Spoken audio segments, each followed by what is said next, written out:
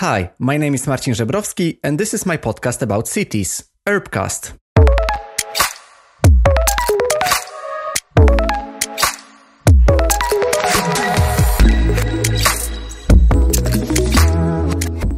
Hi, and welcome to the newest episode of Urbcast. I'm so happy to be able to say this again, because the English episodes are coming back to Urbcast, and first I need to say that I'm really sorry for neglecting you a bit. It's mostly because I've switched to recording and working mostly on Polish episodes during the summer holidays. And it is because I've spent many weeks in Poland, so I've been just meeting with many interesting people and recording the episodes in Polish. It's simply because I really love to meet people live when I talk to them. And many of the episodes I've been recording with people from Poland, they've been recorded online. So, of course, I had to use my opportunity of being back in my home country. But, of course, I'm back in Copenhagen now, and it simply means that I will record more episodes in English. And, of course, the formula of the podcast stays as it was. So it will be bi-weekly episode in English. And yes, I will still focus on Copenhagen. I will continue the series that I started, the Copenhagen Architecture Offices series. Of course, I know that you liked it and that there are many interesting companies and offices to reach out to. So, of course, I will continue with that. But there is one more thing that happened. I'm basically now fully graduated. I've been working on my master thesis for a bit longer, maybe, than I supposed to.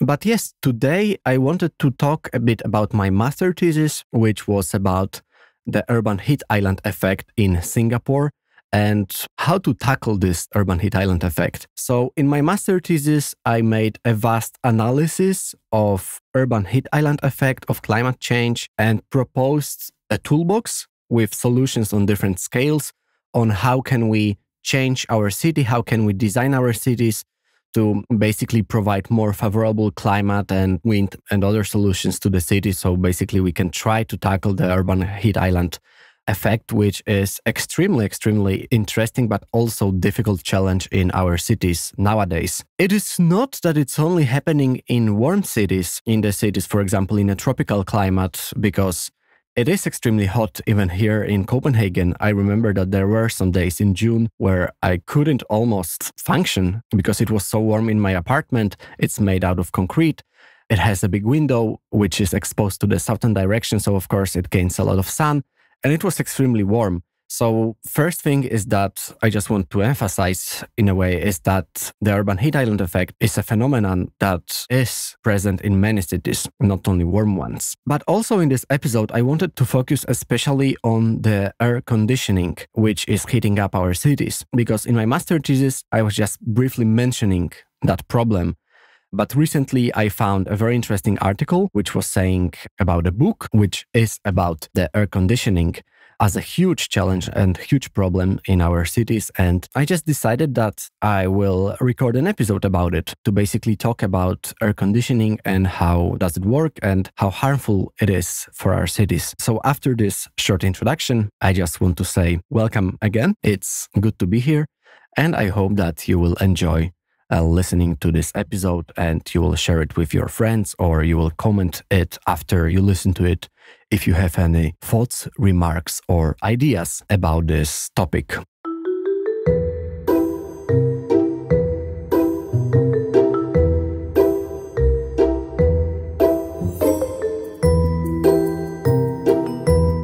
I would like to start with a brief introduction of my master thesis project and to say something about Singapore as well, because I think that contemporary Singapore is a unique metropolis that will unfortunately disappear under the bulldozers paving the way to urbanization. And in consequence, the residents live here in the shadow of skyscrapers. And this is just a metaphorical shadow because the shadow of concrete is different from the shadow of a tree. Hides from the sun, but it cannot be from the omnipresent humidity, stuffiness, and sweltering heat. And according to Channel News Asia, which is like sixth widest reach among television news channels in Asia, Singapore gets warmer twice faster than the rest of the world. Wow, I mean, that's a lot. It's twice the time. And it's not only due to its tropical location, but also the rapid urbanization over the past decades. And many scientists even predict that before 2100,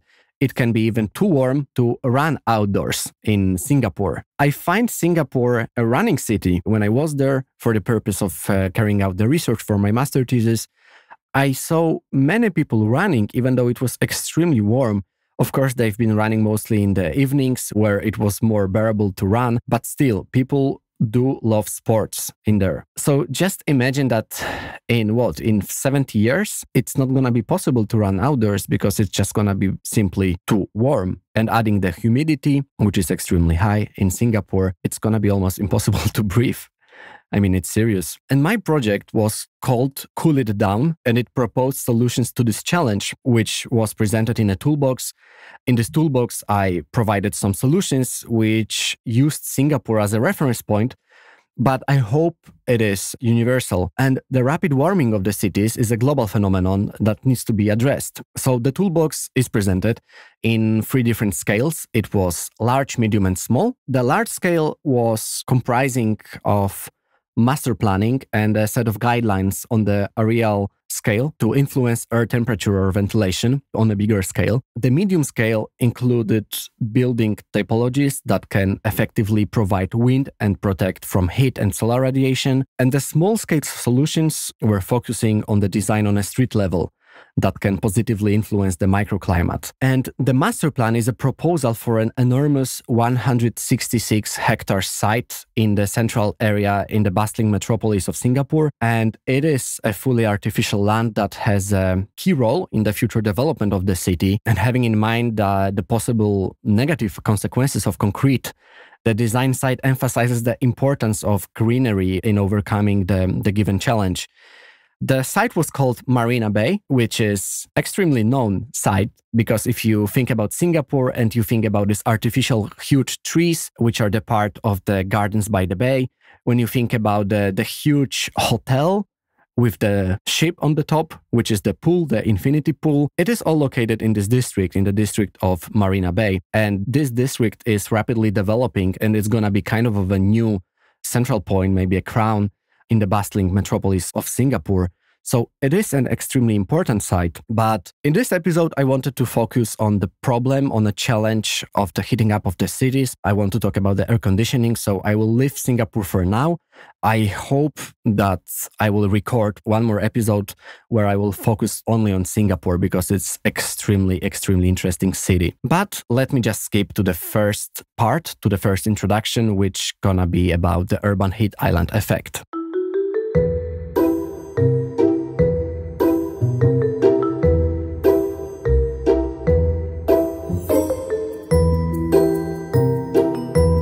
So what about the heat island effect? The urban heat island effect especially. There tend to be a different climate in cities than in most natural landscape, obviously, and the dense built-up city is usually warmer than the surroundings. That is the base to start with. And this is the result of retained long-wave thermal radiation, anthropogenic heat, and reduced evaporation. So it is mostly due to the lack of open soil surfaces, water, or greenery. And this is the heat phenomenon called urban heat island. However, even within a city, there are areas with different density, green structures, or the presence of wind corridors, and consequently with different air temperatures. So this is why the term heat archipelago is also used in literature and refers to the fact that cities have various heat areas and one should not consider only the whole city scale. And during the summer season, radiation itself is mostly responsible for the urban heat island effect. So it is mostly received and stored during the day, and it is released as long-wave radiation at night. And during the daytime, urban heat islands are a little warmer than the countryside. So the heat island effect is strongest on hot, cloudless days with little wind as the radiation hits directly the surfaces. Of course, the further you are from the city, the more green surfaces, the more open land, And then, of course, it's getting a bit colder. The surface, of course, is not warming up so much. There's no so much of concrete and asphalt. So, of course, it is better in this particular case. But people often believe that warmer cities are much better and there are no troubles in a warmer climate. Like, how often do you hear, oh, I wish I could live in Italy, or I wish I could live in south of Spain with the great weather. I mean, okay, if you live in Copenhagen or in Denmark in general, this is completely valid. I mean, myself, I sometimes say, I wish I could just spend like half a year in Spain and another half a year in Copenhagen or something like this, because the dark half of the year in Copenhagen is unbearable. It's very depressing. So, okay, I understand it, but still, there are problems connected to urban heat in cities, and this is a very big problem. Let's start with heat stress, which leads to inevitable health issues. Also, food spoils quicker, there can be mosquitoes, plagues, and people, they dehydrate faster. And moreover, overheating leads to the infrastructural challenges. Asphalt wears out and deforms, trains, tracks can bend. And this is also happening right now in our European cities. I remember being stuck in a train for like half an hour, and after asking what is happening, we just were stuck in a field, in the middle of a field, because the tracks were so hot that they bent. So we just couldn't continue the trip. And it wasn't in Africa. I was just in Poland, going from Warsaw somewhere up north. And it's already happening in our European cities. Then we have the usage of power to provide air conditioning, which skyrockets. And that's going to be a very important thing to talk about later. And also the street furniture can be too warm to even use them. So we can provide some design for the street furniture,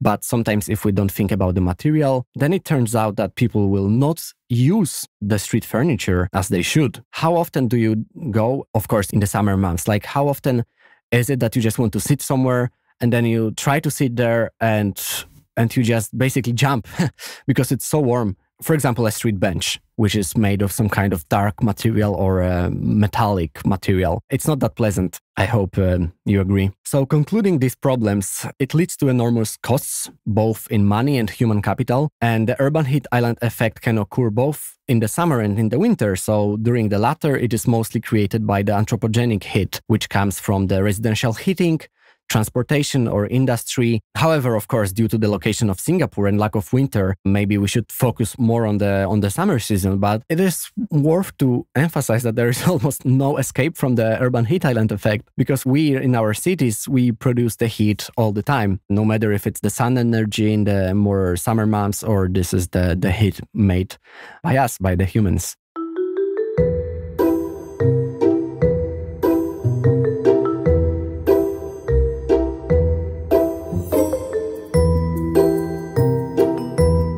I wanted to jump very quickly to the Singaporean context again. I know that I said that I will try not to mention Singapore too much, but I just think that this is important for the further discussion about the air conditioning, that Singapore daily temperature will reach 35 to 37 degrees Celsius by 2100 if the current rate of carbon emissions will continue to rise. And again, this is when we add the humidity and the temperature, the tropical climate, it might be a disaster. With the higher humidity, we get a higher stress level. And what does it mean for people of Singapore? Even they would struggle to adjust. And I still think they are prepared as a race to kind of stand the heat better than us Europeans. But still, you can imagine how warm it will be if you can't even run. So with such temperatures and humidity of 60% and more, only professional runners that train in special chambers with higher temperature and additional oxygen would manage to function in such conditions, but not for a long time. And also, why Singapore is heating up so much, according to the NASA satellite key data, since 1950, Singapore has been heating up twice as much as the rest of the world, and it was because of the urbanization and development. So the tropical jungle was replaced by a concrete one, which resulted in urban heat island effect. And the dark vision is that there are still some unprotected forest areas in Singapore that cannot be removed or reduced if we want to. Not even reduce the urban heat island effect, but at least just to keep the existing conditions and the temperature. And also now 80% of Singaporeans live in HBD flats, which are the concrete big towers. Also, like there were some plans to tear down even more rainforest into new homes. So if you add this up to the humidity and the increase in the temperature, the dark vision of 2100 might be that it will be almost impossible to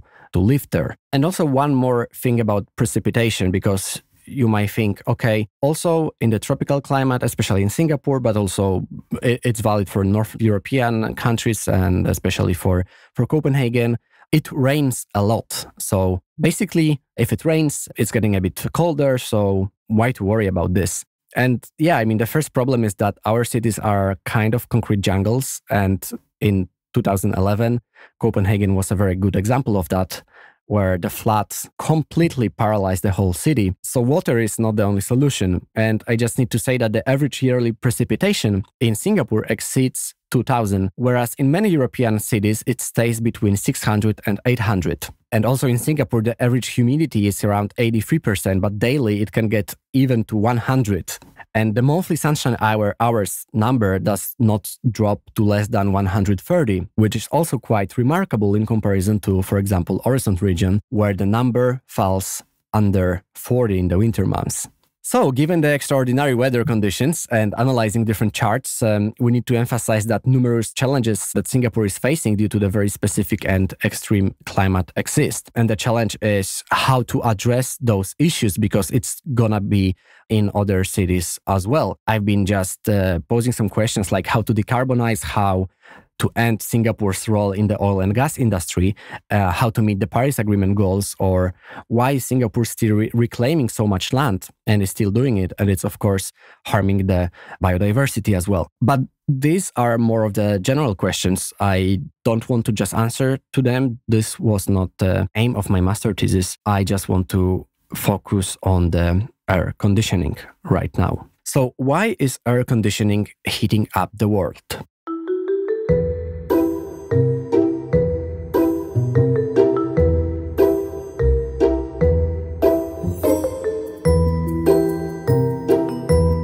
In 2018, Japan had the hottest summer ever with 31 degrees Celsius. In 1 week, it killed 65 people and thousands of them were hospitalized for heat-related conditions.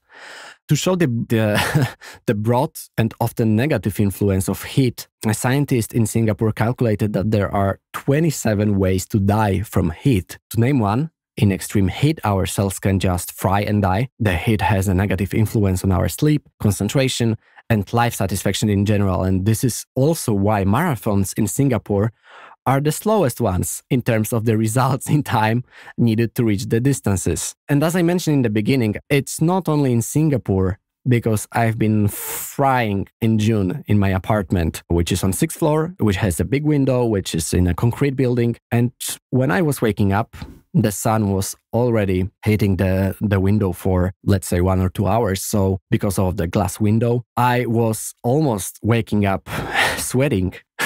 Yes, in Copenhagen. Yes, in June. So that's why I want to talk about this issue. And of course, we as people, we influence the world and we come up with solutions to the problems. One of the solutions was air conditioning. But the problem is, for example, that air conditioning consumes 60% of all energy in buildings in Singapore. So every air conditioning is ejecting heat to the outside, which is sucked into the next air conditioning unit as the warm air goes up. It leads to some kind of domino effect where every higher air conditioning unit is heated up by the lower one. And as a consequence, the residents living on the highest floors need to spend on air conditioning the most. Air conditioning makes people in Singapore switch to indoor life, and whenever they are outside, in general, they look for any shade instead of freely using the city. And that's understandable. But at the same point, people would need to spend their whole life indoors. At some point, people would need to spend all the time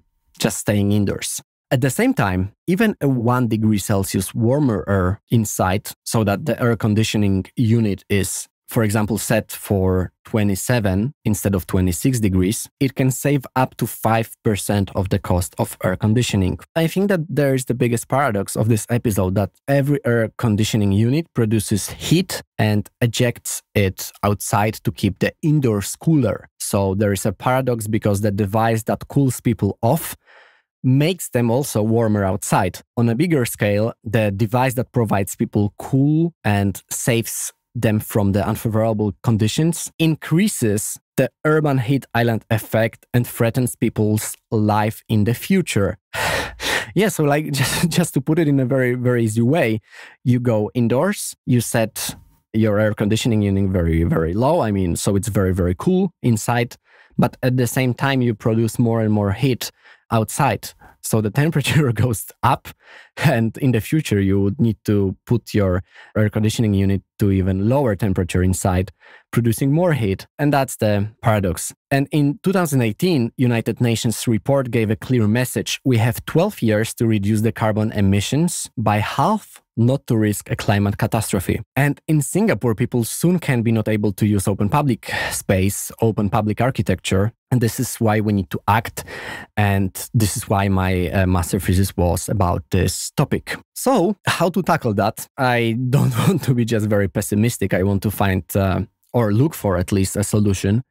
And this is where the article that I found out about recently comes into play. The article was about Eric Dean Wilson's book, which is called After Cooling, on Freon, Global Warming and Terrible Cost of Comfort. And the book explores how air conditioning basically became one of the most effective ways to cool off. And that was my observation in my master thesis as well. But the book also goes more into the harmful chemicals. He also explains how harmful chemicals that make our lives more comfortable also contribute to the climate crisis. So I was talking mostly about the air conditioning unit that influences our life positively and negatively.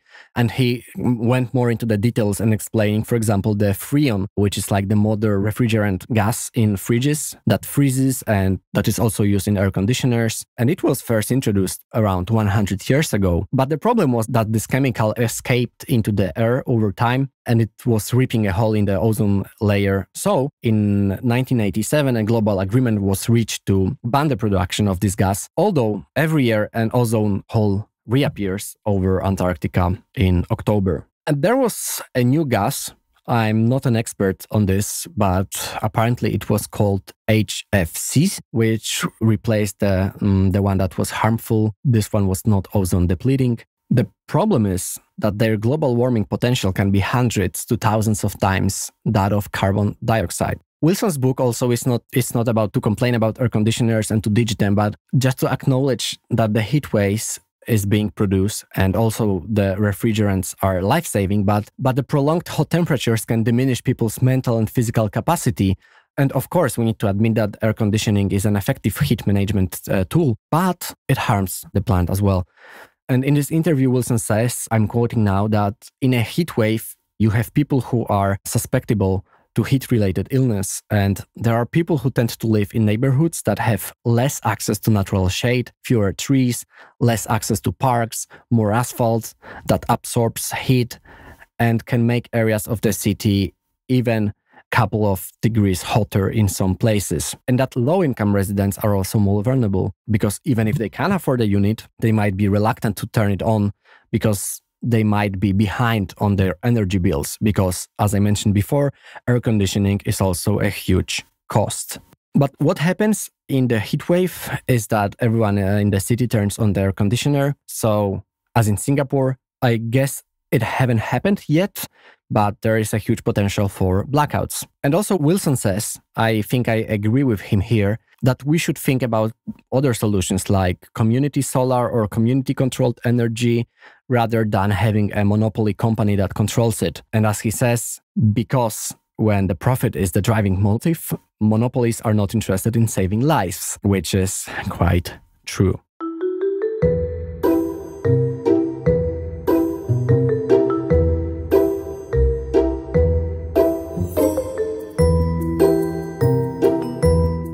Talking about the harmful effect of air conditioning and also about how expensive it is, both in a way in terms of money, but also how expensive it is to our lives because they are decreasing, the quality is decreasing. In the article, there is also a question like, what if we don't want or can't afford air conditioning? A question which is very, very valid. And of course, the first solution would be to plant a lot of trees, especially nowadays when we talk a lot about the summer heat and a lot about the floods that are happening in our cities. The first solution proposed by the experts, myself including, would be to invest more into the green layer of the city. I have a problem with this solution because it's very, very vast, very general.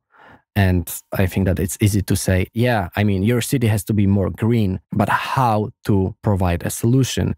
And that's why I'm very astonished by how Copenhagen dealt with the problem of floods when they introduced the climate districts, the Klimakvarter. It was basing on the long-term master plan that was proposing the solutions for the floods. So it wasn't only about, let's place some trees and a park here. It was basing on studies, many years of preparations, and I think it was just well thought.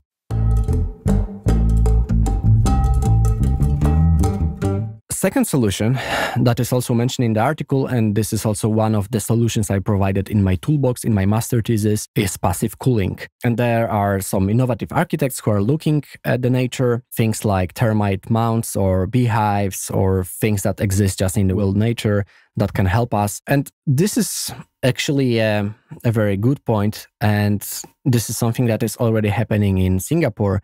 The climate is very favorable to growing a lot of plants and trees, even on the facades of the buildings. So when you go to Singapore, the greenery is omnipresent. It's everywhere. Even if you look at the very tall tower, somewhere at the 50th floor, it has some greenery, some trees. So it is possible. Of course, it is a challenge how to do it in other countries, like in Copenhagen, like in Denmark, because of course, like half of the year, more or less, is just cold and you can't grow so much lush greenery. But yeah, again, I'm not an expert on this. I'm not a landscape architect. So maybe there are more solutions to provide the cities like Copenhagen and the others.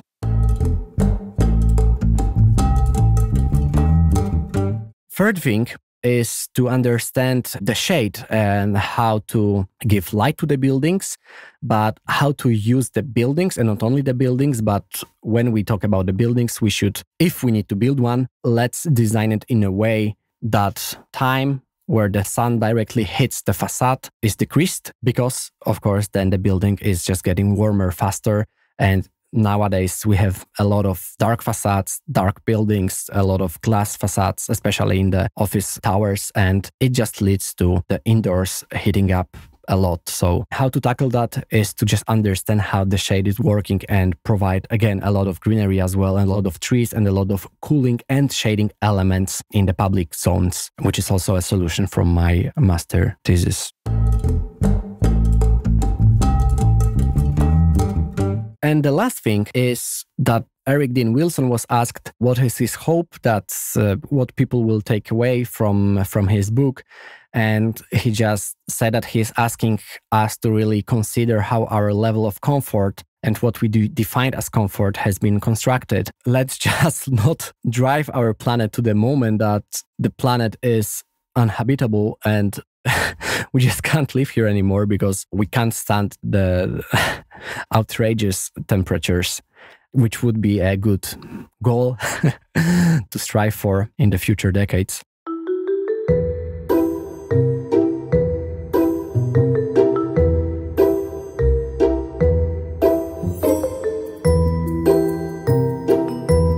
That was just a glimpse of this extremely complicated topic. I hope that you learned something. If you learned, just please comment this episode on my social media or send it to someone that you like or you think that he or she gonna be influenced by this episode. And as well as I'm really open to work further on this material because I've spent a lot of time preparing my master thesis. I've spent a lot of time doing the research, and I will also show you the master thesis, I will provide a link to it. It's like a digital booklet. So I will just add the link in the episode's description. So you can just have a look and talk about it to me as well and say what you agree with, what you disagree. As I will just say it one more time, I'm not an expert on this. I'm just extremely curious about how to solve the problem of air conditioning in our cities and how to find a solution that will be functioning in other cities, in other climates. So Singapore was only like a sample for me to develop the toolbox with some solutions, and I hope that you're gonna find it useful. If you like this topic, please let me know so I will build up on that and I will introduce more guests and talk about this topic even more, because I think this is extremely important to talk about and this is gonna be one of the biggest challenges in our lives. Thank you very much.